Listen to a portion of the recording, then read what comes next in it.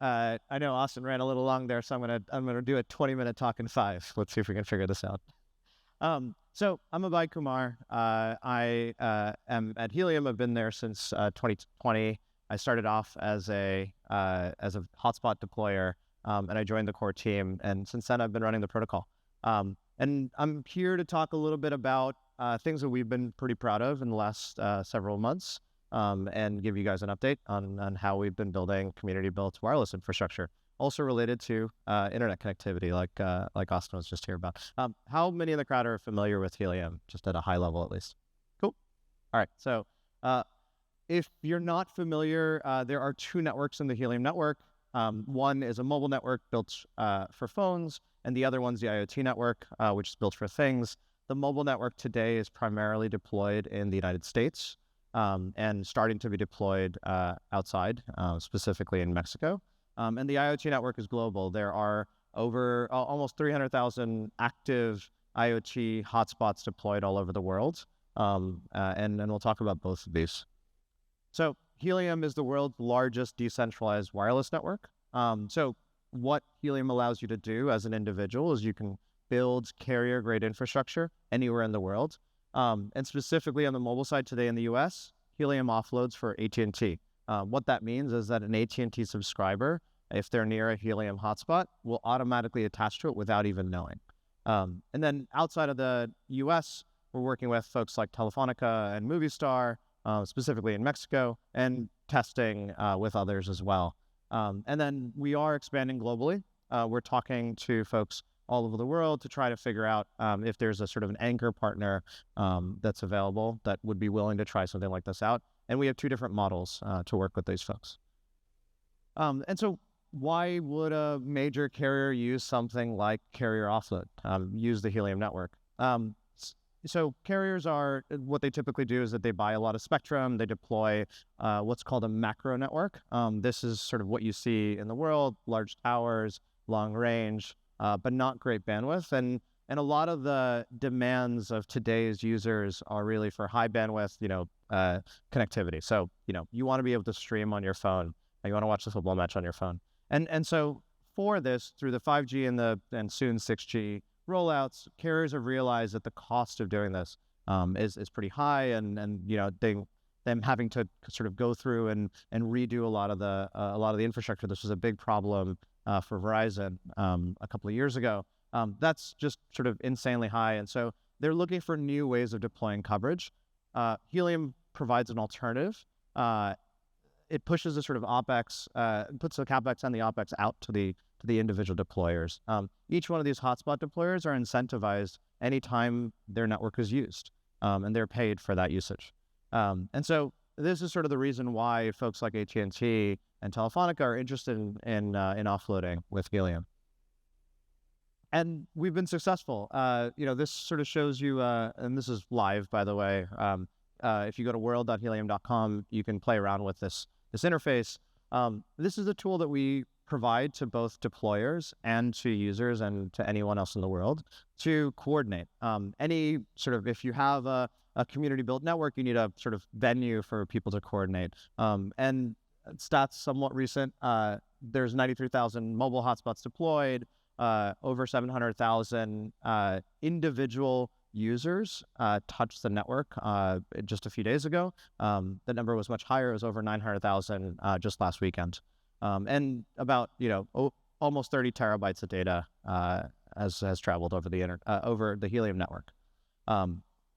And this really shows in a different way with real-world usage, especially where the deployments are. So the big bars that you see, those are Miami, New York, and LA, if that's not obvious. And these are places where deployers have not only deployed hotspots, but carriers have selected those hotspots to be able to offload onto. And this, supports the network as a whole. But it also supports a carrier that we built in-house.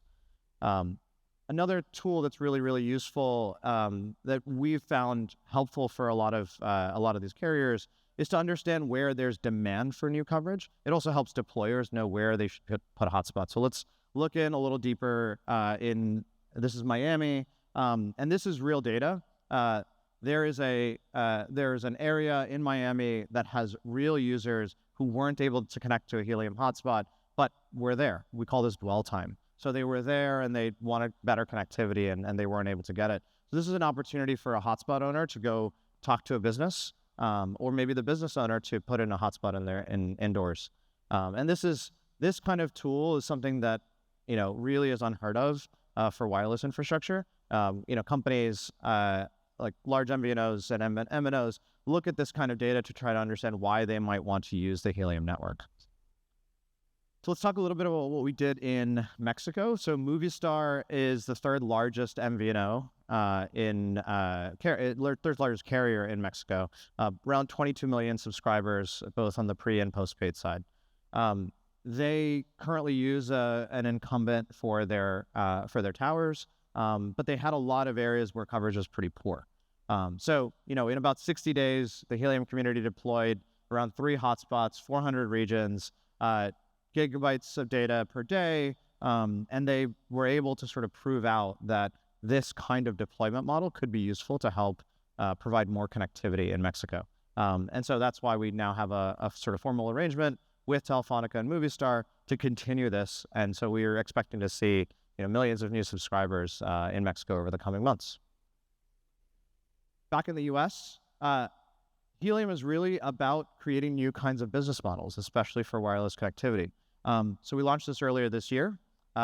In the US, you can sign up for a SIM that provides 3 gigabytes of data a month for absolutely free. And you can also upgrade to a sort of more fully fledged program if you wanted 10 gigabytes a month, or if you want unlimited data a month. But this program has been wildly successful for us, somewhere around 2,000 to 3,000 new subscribers per day since we launched this, which in the prepaid space is unheard of. And it's obvious, right? Like, here's a free SIM. It could be your secondary SIM. It could be your primary SIM if you're giving it to your child, or to someone else that you want to sort of provide connectivity to. And you can instantly onboard yourself. And actually, a lot of you folks could probably onboard yourself if you ever visit the US. Let's talk a little bit about IoT. So spent all that time talking about mobile. The IoT network has been around for now almost 6 years, with almost 300,000 hotspots. The IoT network is a completely different kind of network. It allows you to put sensors on a network and provide connectivity for those. And these sensors are sending things like temperature or location, or whether or not there's water or whether or not there's electricity in a certain area. And we've seen businesses build systems on top of this. So we see things like flood detection and alerting, so detecting floods and leaks and water flow issues before they cause a lot of damage. We've also seen this in the smart agriculture space.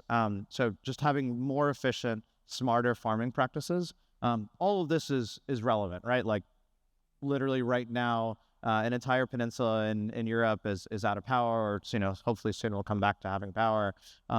What we've noticed is that some of these hotspots that had solar as backup or had other alternatives for connectivity were able to maintain, whereas a lot of the network actually went offline very quickly. And that's really the sort of benefits of community-built infrastructure. These redundant systems are there when the traditional systems aren't there. And I really think that using decentralized infrastructure will allow us to have more of this kind of resiliency in our day-to-day lives. And we have lots of different kinds of products that are built on top of the IoT network. So, got like 50 seconds left. If you'd like to learn more about Helium, helium.com is the best place to go. We're on X, Discord, and GitHub. If you like to look at smart contracts and stuff, the stuff that I work on, we're on GitHub. Cool. Thank you, everyone.